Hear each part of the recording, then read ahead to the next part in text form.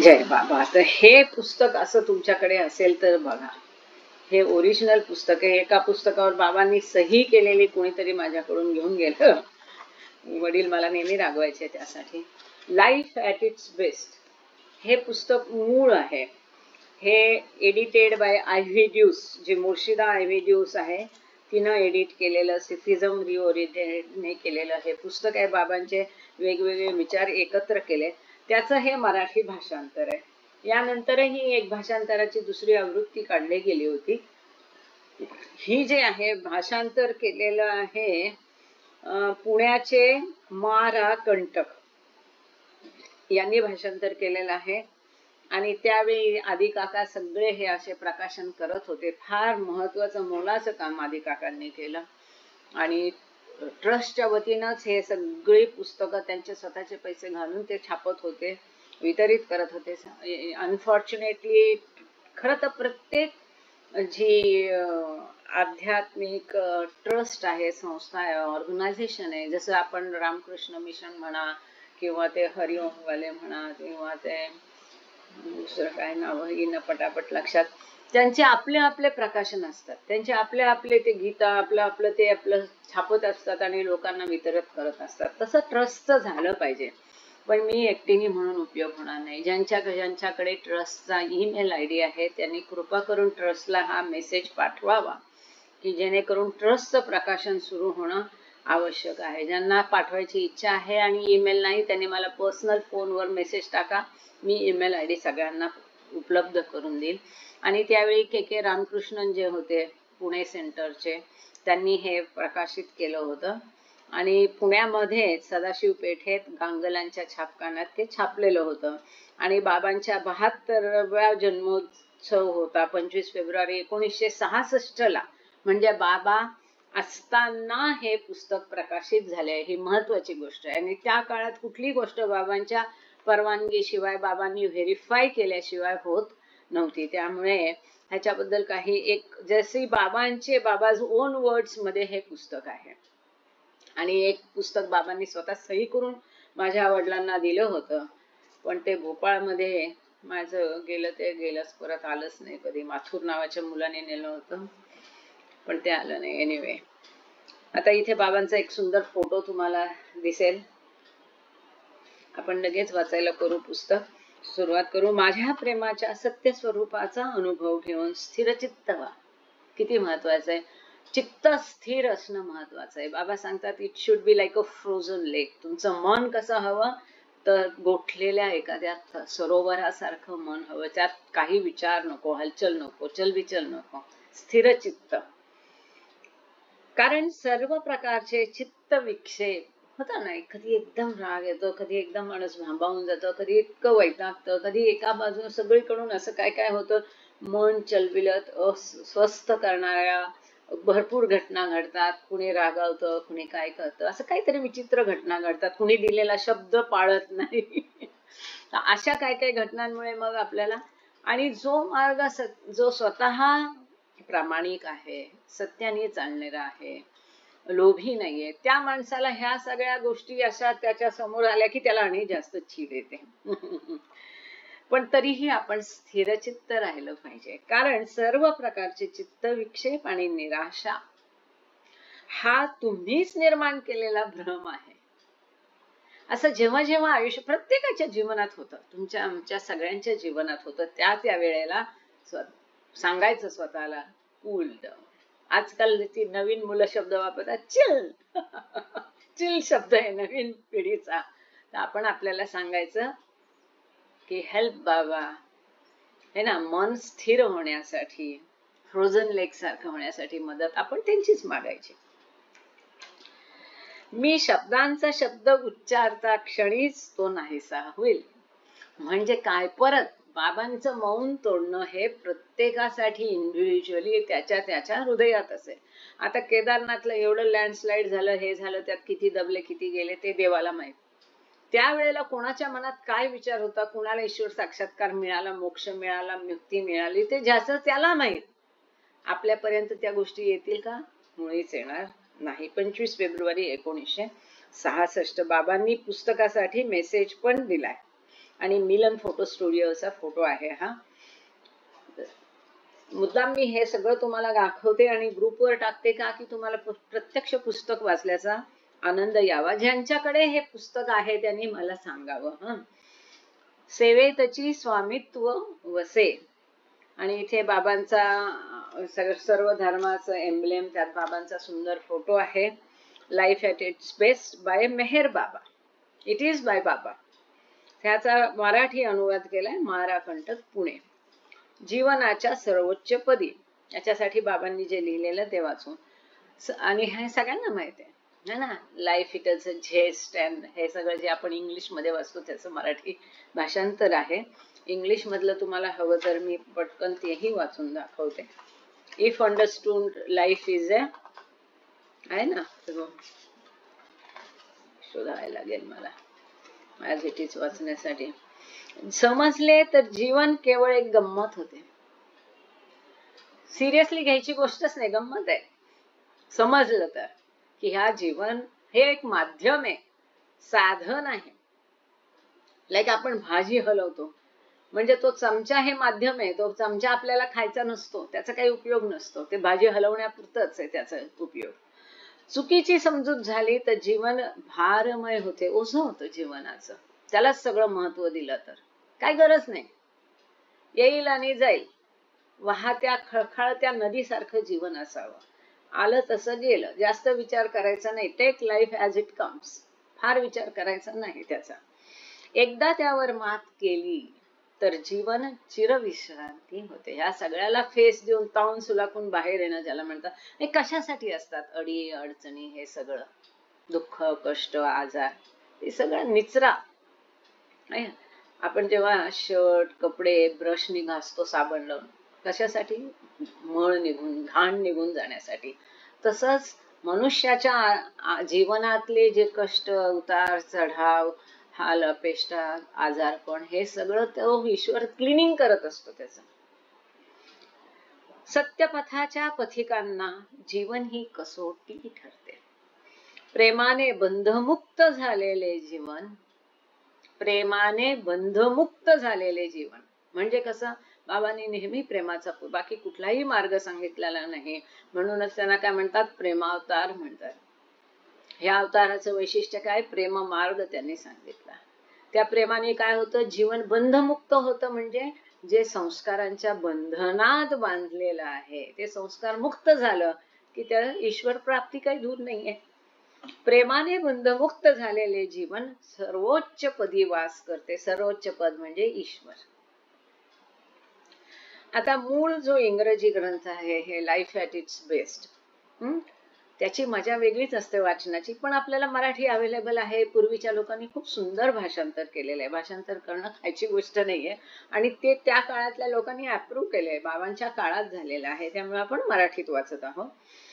तर doctor W.Y. Evans ही जी मूळ ग्रंथाची प्रस्तावना आहे ती प्रस्तावना ज्यांनी दिली, एव्हान्स वेन्स, तीच ही प्रस्तावना त्याने मराठीत भाषांतरित केली. पान नंबर 3. म्हणजे काय? हे पुस्तक काय आहे, याच्यात काय दिलेलं आहे आणि याने प्रास्ताविक देऊन ते कुठल्या पानावर काय आहे. इंदुमती देशमुख ज्या आहेत नागपूरच्या, C.D. देशमुखांच्या पत्नी, त्यांनी ह्याला प्रास्ताविक पण दिलेलं आहे. तर ते आपण बघूया. C.D. देशमुखांचे पुत्र डॉक्टर प्रबोध देशमुख नागपूरला असतात. याच्यात जे सांगितलं की निरागस निष्कपट आयुष्य जगावं, ते गृहस्थ खरंच तसे आहेत. ते परवा पडले. त्यांचं घर, जे बाबा जिथे गेले ते त्याने घर अजूनही, बंगला, ते सगळ्यांच्या विरोधात उभे राहू नये की नाही त्या बंगल्याला काही करायचं, तसंच ठेवायचं. बाबा बसलेली खुर्ची त्यांनी सांभाळून ठेवली. एवढ्या सगळ्या फिल्म्स तुम्ही बघता. आताच परवा टाकली होती बी विथ बाबा मध्ये, ती पण त्यांनी स्वतः शूट केलेली फिल्म आहे. त्याचा कॅमेरा त्यांनी अजून जपून ठेवलाय. यांना, माझ्या मिस्टरांना त्यांनी दाखवला होता. तर त्यांच्या बंगल्याचं आवार जे आहे, पुढचं मागचं अंगण रोज झाडायचं काम ते स्वतःच करतात. 80+ आहेत ते गृहस्थ. तर एक 4-5 आठवड्यापूर्वी ते अंगण झाडताना पडले आणि त्यांचं हिप बोन फ्रॅक्चर झालं. He was in the hospital. ते बदललं, हे केलं. कसं आहे, काही मी मनावर घेत नाही म्हणे, मी छान आहे. फोन केला, मी मनावर काही घेत नाही, मी छान आहे सांगितलं त्यांनी. ही वृत्ती असायला पाहिजे. हे त्यांचं जे उत्तर आहे आणि ते मनापासून आहे, ते नुसतं आम्हाला सांगण्यासाठी असं नाहीये. त्यांचं सहज वागणं आहे. आम्ही त्याचा खूप अनुभव जवळून घेतलेला आहे तिथे असताना. तर ते मला आठवलं म्हणून मी सांगितलं. अवतार मेहर बाबा यांनी अमेरिकेत दिलेल्या संदेशांचा हा छोटासाच परंतु बहुमोल ग्रंथ केवळ त्यांच्या प्रेमिकांना आणि भक्तांनाच नव्हे, तर आध्यात्मिक मार्गात नुकताच प्रवेश करून त्याचा श्री गणेशा गिरू लागलेल्या नवख्या पथिकांनाही चिरंतन स्फूर्तिदायक ठरावा असा आहे. आता बाबा अमेरिकेत गेले, हे एक पुस्तक आहे बा, Meher Baba's early messages to age. इतकं सुंदर पुस्तक आहे. त्या लोकांनी बाबांना कसले चित्र विचित्र प्रश्न विचारले, पण काय सुंदर उत्तरं बाबांनी दिली. तिथे काय काय झालं, त्या लोकांनी काय काय बाबांबद्दल चांगलं वाईट लिहिलं. जवळजवळ 32-33 पानं आहेत याची. ही त्या वेळेला 30-32 साली तिथल्या वेगवेगळ्या मासिकांमध्ये, पुस्तकांमध्ये जे काही बाबांबद्दल छापून आलेलं ते सगळं त्याच्यामध्ये आहे. ते सध्या आम्ही वाचत आहोत हे पुस्तक, पण दुसरा आणि चौथा शुक्रवार बाबा झूमवर असतं पण हे. आणि ह्यात प्रश्न उत्तर पण आहेत, बाबांचे विचार पण आहे. बाबाजी फिल्म काढणार होते हॉलिवूडला आध्यात्मिक ह्याच्यावर, त्यासाठी बाबांनी खूप काम केलं होतं. त्या फिल्मचा विषय काय होता, ते काय काय टॉपिक कसं ते पुढे येणार आहे. तर त्यातच अमेरिकेत जे बाबांनी संदेश दिले होते त्याचा हा गोषवारा आहे. एक प्रकारे हे पण तुम्हाला ऐकायला याच्यामध्ये मिळेल. नॉट ऑल, कारण याच्यात हे जास्त समावेशक आहे. तर ह्यात जे काही संदेश बाबांनी दिले ते त्यांच्या प्रेमींना, भक्तांनाच फक्त उपयोगी पडतील असं नाही, तर आध्यात्मिक मार्गात जो कोणी प्रवेश करू इच्छितो, जे कोणी देववेडे आहेत त्या सगळ्यांसाठी ते उपयुक्त आहे. अशा तऱ्हेचा प्रत्येक ग्रंथ स्वतःच्या वैशिष्ट्यपूर्ण पद्धतीने इथून तिथून एकच असणाऱ्या आपल्या मानव जातीच्या आध्यात्मिक संपत्तीत मोलाची भर टाकून केवळ चालू पिढीसाठीच नव्हे, तर पुढे यावयाच्या सर्व पिढ्यांसाठी सत्य ज्ञानाच्या प्रगतीला जोराची गती देत असतो. फार मौलिक असतात ही पुस्तकं. त्यामुळे हे सुद्धा आपण जर आउट ऑफ प्रिंट असेल, कुणाकडे असेल नसेल, तर खरंच हे सुद्धा रिप्रिंट व्हायला हवं. जो कोणी ही जबाबदारी घ्यायला तयार असेल त्यांनी पुढे येऊन सांगावं की मी हे रिप्रिंट करू इच्छितो म्हणून. हेही फार मोठं पुस्तक नाहीये, पण ते रिप्रिंट करून जागोजागी इव्हन पुस्तकांच्या दुकानात सुद्धा आपण ते विक्रीला ठेवू शकतो. केवळ 52 पेजेस आहेत, 52 पेजेस आहेत. आणि व्हायलाच पाहिजे, ते प्रत्येकापर्यंत जायला पाहिजे.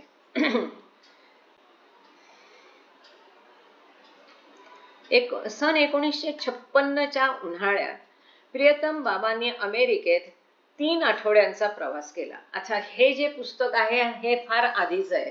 हे 1932 ते 1935 आहे. आणि हे जे आहे ते 56ची जी बाबांची भेट होती अमेरिकेत त्यावेळेस आहे. या प्रवासात आपल्या अनेक अमेरिकन प्रेमिकांना प्रेमाने भेटून त्यांनी दर्शन दिले. तसे करत असताना गुंतागुंतीच्या अमेरिकन समाज जीवन पद्धतीवरील आचार व मूल्ये त्यांनी स्थितप्रज्ञतेने पाळले. तिथे when you are in Rome be like Romans असं हे काय आहे ना, जिथे आपण जातो तसं करायला लागतं, तर तसं त्यांनी करायचे. तो वेस्टर्न वेश परिधान केला, पण ते स्थितप्रज्ञतेने. अमेरिकेतील या वास्तव्यात बाबांनी निरनिराळ्या प्रसंगी त्या त्या प्रसंगास उचित ठरणारी सर्वातीत अशी आध्यात्मिक सुविचार मौक्तिके इतस्ततः उधळली. ही मौक्तिके एकत्र करून त्यांचा गुंफलेला सर म्हणजेच प्रस्तुत ग्रंथातील बाबांचे संदेश. सहज बाबा एखादं वाक्य, एखाद्याला भेटले, एखाद्याला उपदेश दिला. ते 1956ला अमेरिकेत त्यांनी जी भेट दिली 3 आठवड्याची, त्यावेळेस त्यांनी जे जे संदेश दिले, जे जे वाक्य उच्चारले, त्या सगळ्याचं एक माला गुंफून हे पुस्तक तयार झालेलं आहे. हे आणि म्हणूनच हे जे आपण बघतो इंग्लिश, ते सुफिझम ओरिएंटेडनी, म्हणजे ज्यांनी गॉड स्पीक्स केले ते आयव्ही ड्यूस मुर्शिदा, त्यांनी हे पब्लिश केलेलं होतं पहिलं मूळ. हे संदेश अधिकृत आणि विश्वसनीय आहेत. आहेत. गेले कित्येक वर्षे अखंड व अभंग असलेले आपले मौन कडकपणे पाळत असतानाच या आधुनिक पैगंबराने म्हणजे बाबांनी ते वर्णमाला फलकाच्या सहाय्याने न देता हातांच्या खुणांनी दिलेले आहेत. हे पुस्तक किंवा हे संदेश जे आहेत ते बाबांनी वर्णमाला फलकावर दिलेले नाहीत, अल्फाबेट बोर्डवर दिलेले नाहीत, परंतु बाबांनी ते कसे दिलेले आहेत, गेस्चर संकेतांनी दिले, हाताच्या खुणांनी.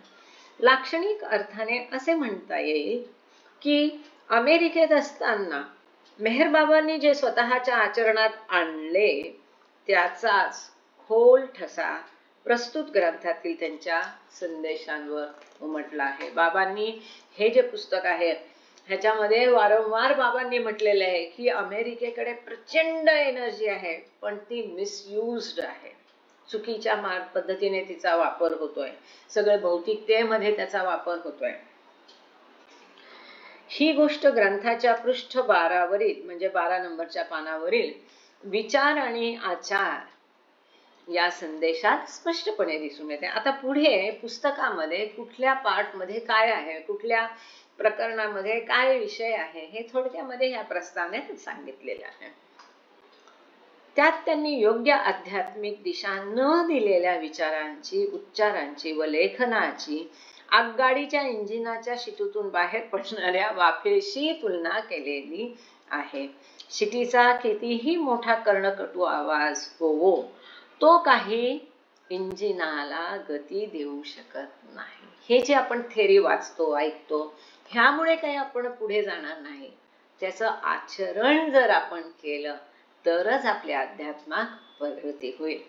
शिटीच्या वाफेचा दुसऱ्या यथायोग्य पद्धतीने वापर करून घेतला तरच इंजिन आगगाडीसह दूरच्या मुक्कामाच्या ठिकाणी जाऊन पोहोचते. अगदी त्याचप्रमाणे डोळसपणे शिस्त अंगी लावून घेतल्याशिवाय, लोक काय म्हणतात, पळवाटा भरपूर असतात लोकांकडे, है की नाही. बाबांनी सांगितलंय सहज जीवन जगा, बाबांनी सांगितलंय की तुम्ही तुमचं जीवन बदलू शकत नाही, तुम्ही कर्म बदलू हे जे सवलतीचं आपल्या मतलबाचंच लोक तेवढं उचलून घेतात बरं, बाकी त्याचा काउंटर पार्ट कधीच विचार करत नाही. यू कॅन, बाबांनी हेही सांगितलं, you can change your destiny, ती तुमच्या हातात आहे. आताच्या जन्मात आपण जे करू तेच आपण ह्या जन्मात आणि पुढच्या जन्मात सुद्धा आपल्याला त्याचं फळ मिळणार आहे. म्हणून इथे जे सांगितलं खूप सुंदर, डोळसपणे मी काय विचार करतो किंवा करते, मी काय बोलतो किंवा बोलते, मी काय वागतो किंवा वागते, प्रत्येक शब्द, बोलणं, आचरण, कृती, विचार सुद्धा असं त्याच्यावर आपलं एक सतर्क वॉचमन सारखं लक्ष पाहिजे की नको ह्यातनं संस्कार निर्माण होईल, काय बोलू, काय नको बोलू, काय करू, मग सतत नाव घ्यावं की तेवढे माझे संस्कार कमी होतील. म्हणून डोळसपणे, अगदी जागरूकपणे, शिस्त अंगी लावून, हे असंच एरगवळ्याचं प्रयत्नपूर्वक ते करावं लागेल. हलक्या सलक्या गोष्टींकडे मन पटकन आकर्षित होतं, पण त्याला तसं न होऊ देता त्याला ताळ्यावर आणायला पाहिजे. शिस्त अंगी लावून घेतल्याशिवाय आध्यात्मिक प्रगती होत नाही. नुसत्या पोकळ बडबडीने साधक रेसभरही पुढे जाऊ शकणार नाही. हे कितीही सांगितलं, किती वाचलं, सांगितलं तुम्हाला, तर त्यामुळे काही माझी आध्यात्मिक प्रगती होणार नाही. पण हे सांगताना ऐकणाऱ्याच्या मनावर ते ठसलं तर ते चांगले संस्कार करून तो कधीतरी त्याच्याबद्दल गंभीरतेने विचार करून तसं वागायचा प्रयत्न करायला पाहिजे. सांगताना सांगणाऱ्यांनी सुद्धा ते अंगीकार त्याचा करायचा सतत प्रयत्न केला पाहिजे. नुसती पोकळ बडबड, नुसती थेरी काही उपयोगाची नाही. जे काय साधायचे ते कृतीने, प्रयत्नांनी साधते, नुसत्या पांडित्याने नव्हे. हे बाबा सांगतात. हे उपदेशक आणि टीचर भरपूर आहेत जगामध्ये. हे कर्मयोगाचे तत्व पृष्ठ म्हणजे पान 35 वर अनुभवातून मिळणारे ज्ञान मध्ये आणि त्याच्याही पेक्षा अधिक सूक्ष्मदर्शित्वाने पृष्ठ 23 वरील बाह्य शिकवण व अंतस्फूर्ती, शिकवण काही असू दे, आतून मी कसा किंवा कशी आहे, मी कसा वागतो किंवा वागते, हे महत्वाचं आहे. टू लिव्ह दस, हे संदेश फक्त वाचणं नव्हे तर त्याचं आचरण करायला पाहिजे, ते जगलं पाहिजे. म्हणून आपला नेहमीचा एक विषय आवडीचा असतो, काय सांगतो आपण नेहमी चर्चा करतो, पश्चाताप प्रार्थना ही केवळ म्हणायची नाही, ती जगायची आहे, अंमलात आणायची आहे. या संदेशात बाह्य शिकवण व अंतस्फूर्ती या संदेशात पुन्हा एकदा आवर्जून प्रतिपादले आहे, म्हणजे सांगितले आहे. आता ही त्या काळाची 66 साली भाषा अशीच होती, सुंदर, अलंकारिक, भरभक्कम, है ना. पण आता तुम्हा लोकांना ह्याची सवय झाली असेल. या भाषेतली आपण खूप पुस्तकं वाचली. मेहर बाबांचे अध्यात्म परलेख आणि संदेश वाचले, प्रेम पुस्तक वाचले, अध्यात्म परलेख संदेशचे 2 भाग वाचले म्हणजे डिस्कोर्सेस. पुन्हा आता आपण नुकतंच सत्याचे स्फुल्लिंग पण असंच जवळपास या भाषेत आहे. आता ही त्यावेळेसची भाषा आहे, तरी जड वाटलं तर सांगा. पृष्ठ म्हणजे पान 9 वर ईश्वर भक्तांच्या 3 वर्गातील फरक स्पष्ट करून दाखवताना ईश्वर भक्ताचे 3 कोणते प्रकार आहे ते बघायला आवडेल आपल्याला. हळू जाणारी मालगाडी, नियमितपणाने थांबून मध्यम गतीने प्रवास करणारी उतारू गाडी आणि अतिशय वेगाने पळणारी खास गाडी यांच्या दिलेला यथार्थ उपमा बाबांच्या मार्मिकतेची आणि कुशाग्र बुद्धीची साक्ष पटवणारे आहे ना. अना देशपांडेंच्या याच्यात पण आहे ना, खास गाडीतून जायचं ना, किती स्टेशन गेली वगैरे असं एक आहे, कोणाला आठवत असेल तर त्यांनी सांगा. बाबांच्या वाङ्मयीन प्रतिभेचा व कल्पकतेचा नवनवोन्मेषशाली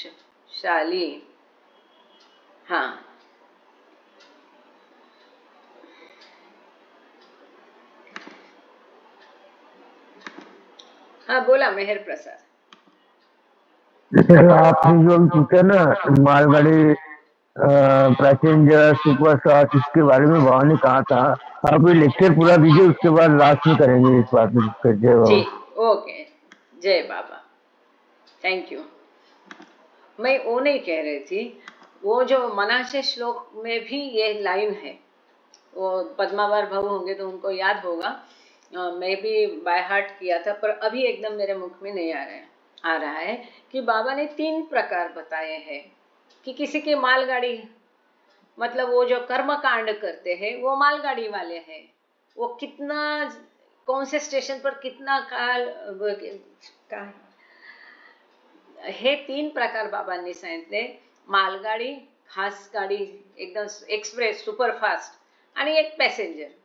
आता मालगाडी कशी, कुठल्याही यार्डात तिला टाकून देतात साईडला, कुठे किती वेळ थांबेल त्याचा काही तपासच नाही, म्हणजे कर्मकांड धर्म वगैरे ती जाळली.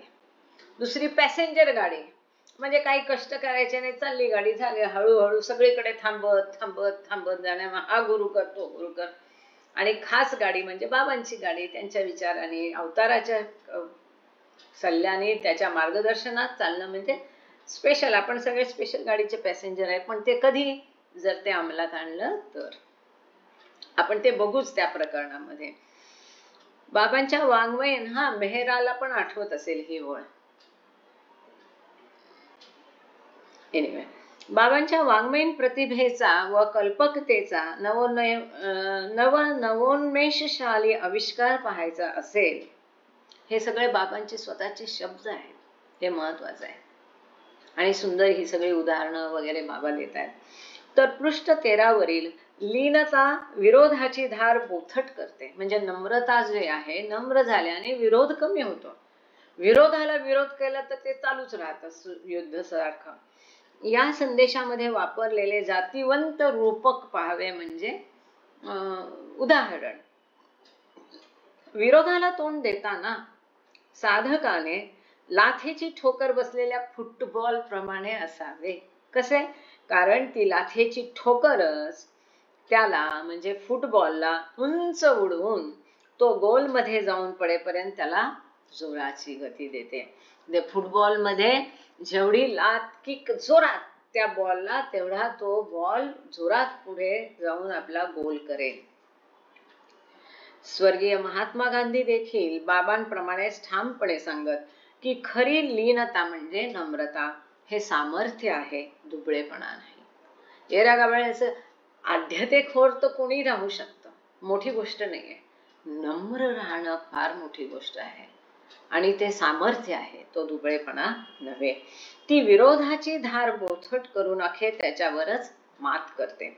आजच्या जगातील सर्व राष्ट्रांच्या पुढाऱ्यांना या उक्तीतील मर्म समजले व त्याही पेक्षा उमजले तर युद्धाचे मानवी इतिहासातून उच्चाटन होण्यास, नष्ट होण्यास कितीसा वेळ लागणार. पृष्ठ 15 वरील, पान 15 वरील संयम बघा, काय काय आहे ते तुम्हाला आधीच कळतंय.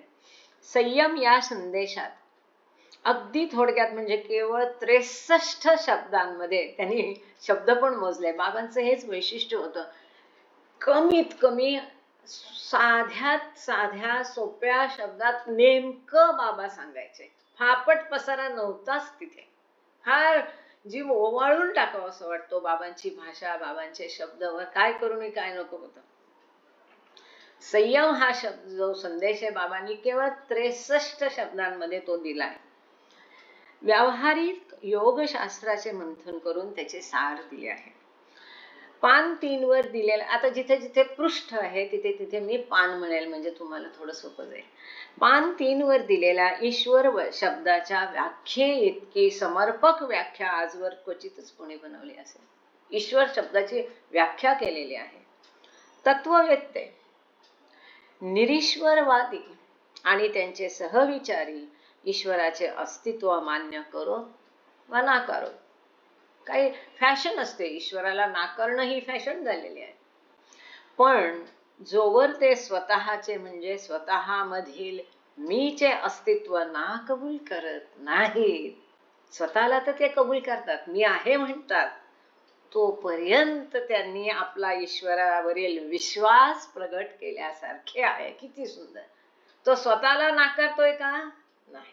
तो म्हणतो मी आहे. मी आहे म्हणजे ईश्वर आहे. जोपर्यंत तो स्वतःचं अस्तित्व नाकारत नाही तोपर्यंत याचा अर्थ तो ईश्वराचं अस्तित्व मान्य करतो. ईश्वरी अधिकारवाणीने मी तुम्हाला सांगतो की ईश्वर हा मूर्तिमंत, चिरंतन व अनंत अस्तित्व आहे. सर्व काही त्याच्या रूपानेच नटलेले आहे.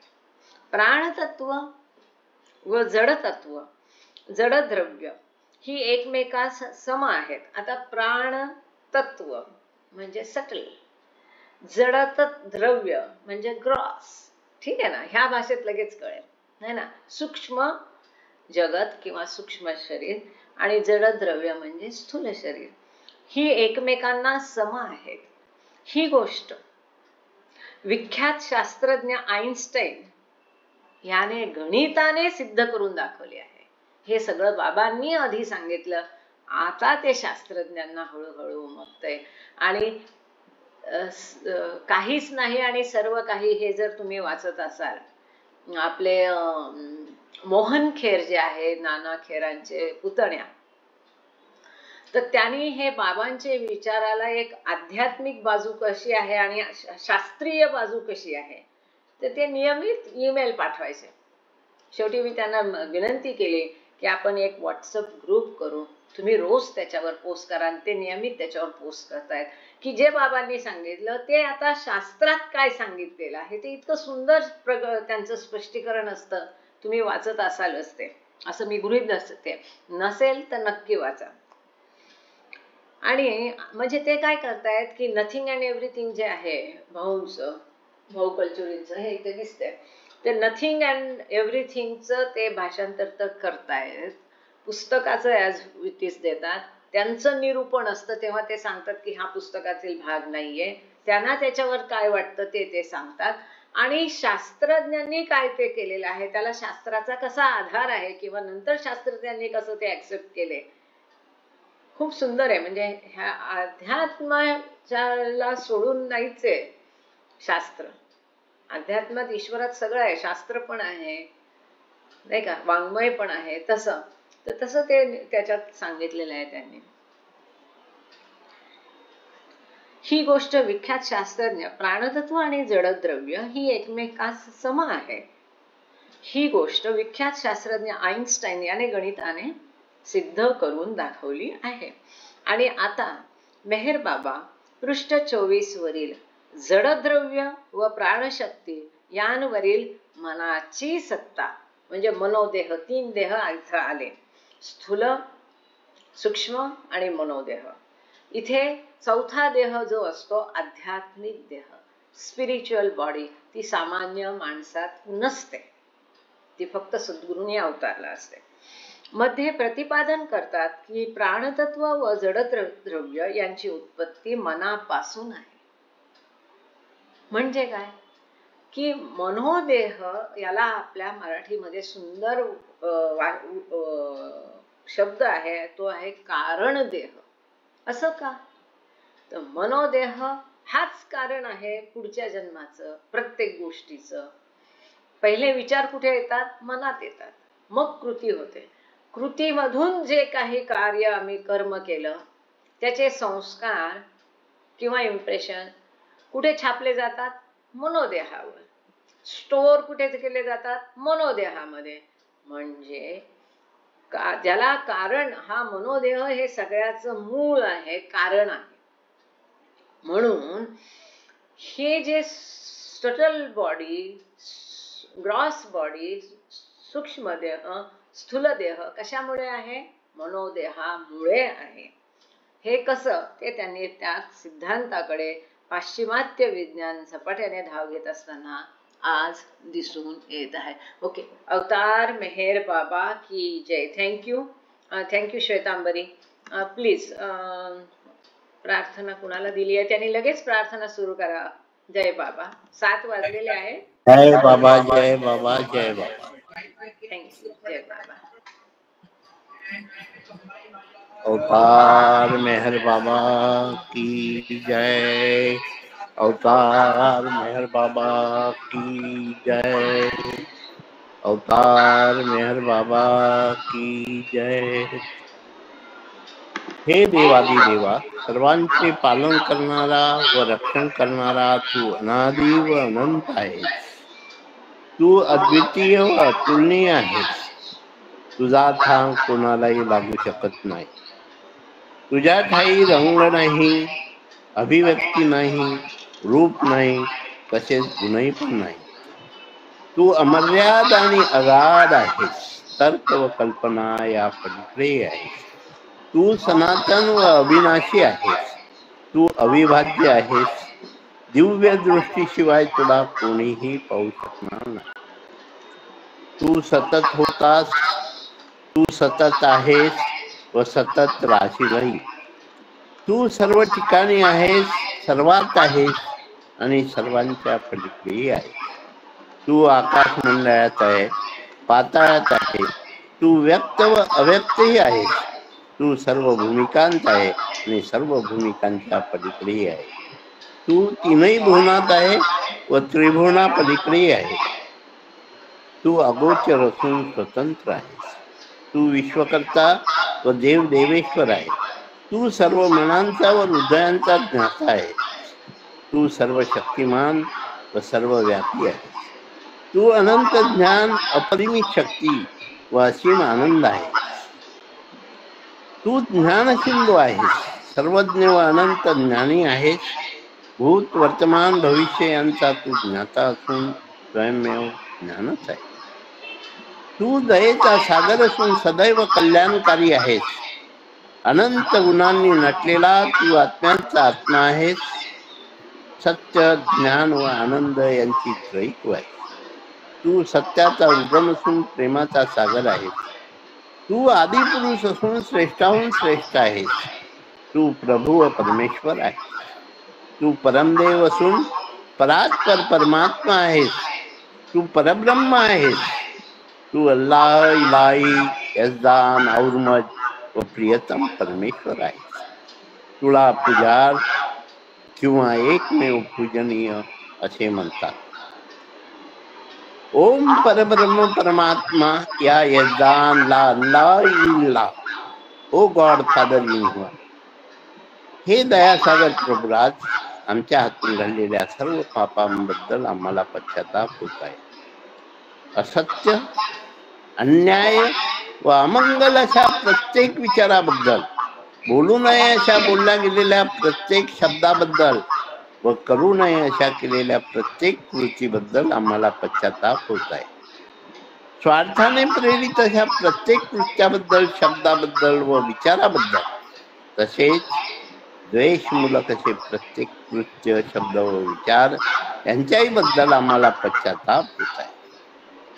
विशेषतः प्रत्येक कामुक विचाराबद्दल व कामुक कृत्याबद्दल आम्हाला पश्चाताप होत आहे. तसेच खोटेपणाबद्दल, सर्व प्रकारच्या ढोंगाबद्दल आणि देऊनही पूर्ण न करू शकलेल्या प्रत्येक वचनाबद्दल, लोकांची अनुपस्थितीत त्यांची निंदा करण्याबद्दल व त्यांचे दोष दाखविण्याबद्दल आम्हाला पश्चाताप होत आहे. विशेषतः दुसऱ्याची हानी करणाऱ्या प्रत्येक कृत्याबद्दल, दुसऱ्या दुःख देणाऱ्या प्रत्येक शब्दाबद्दल व कृतीबद्दल आणि दुसऱ्यांना दुःख व्हावे अशा प्रत्येक इच्छेबद्दल आम्हाला पश्चाताप होत आहे. हे प्रभुराज, आमच्यावर अपार दया करून आम्ही केलेल्या सर्व पापांबद्दल आम्हाला क्षमा करा. तसेच तुमच्या इच्छेनुसार विचार करण्याच्या, बोलण्याच्या व वागण्याच्या बाबतीत आमच्या हातून सतत ज्या चुका झाल्या त्यांच्याबद्दलही आम्हाला क्षमा करा. हीच तुमचे चरणी नम्र प्रार्थना. हे प्रियतम परमेश्वरा, तुझ्यावर अधिकाधिक प्रेम करण्याकरता आम्हा सर्वांना तू सहाय्य कर. अधिक, आणखी अधिक, त्याहून आणखी अधिक प्रेम करण्याकरता, इतके की तुझ्याशी तद्रूप होण्यास आम्ही पात्र व्हावे व तुझ्यावरील आमचे प्रेम वृद्धिंगत व्हावे, यासाठी आम्हास तू मदत कर. आणि बाबांचा दामन अगदी अखेरच्या क्षणापर्यंत व अगदी अखेरच्या क्षणी देखील आमच्या हाती घट्ट राहावा, यासाठीही आम्हास तू सहाय्य कर. अवतार मेहर बाबा की जय. अवतार मेहर बाबा की जय. अवतार मेहर बाबा की जय. जय बाबा. जय बाबा. थँक्यू जुन्नेवार भाऊ, खूप छान. वैशाली, जय बाबा. जय बाबा. जय बाबा.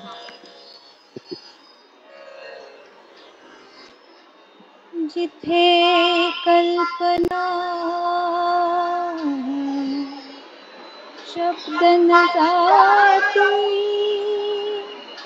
ऐसा अपरंपार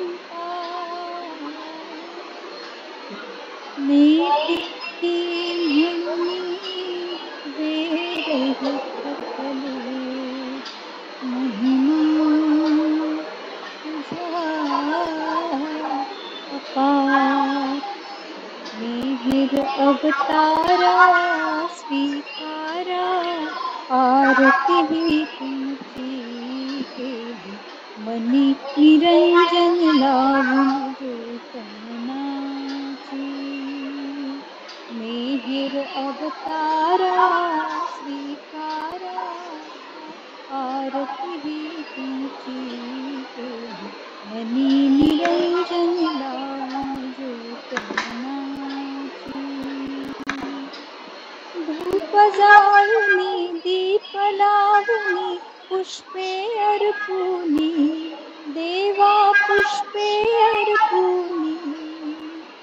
मोठेपण का मजला तुमचे तुम्हा देऊनी. मेहर अवतारा स्वीकारा, आरती ही तुमची केली, मनी निरंजन लावून जो तमनाची. तुम्हीच तारक, तुम्हीच तारक, आदि तुम्ही अंती देवा, आदि तुम्ही अंती. तुमच्या समूह तुम्हीच देवा, दुसरी नावती देवा, दुसरी नावती. मेहर अवतारा स्वीकारा, आरती ही तुमची केली, मनी निरंजन लावून ज्योत माझी.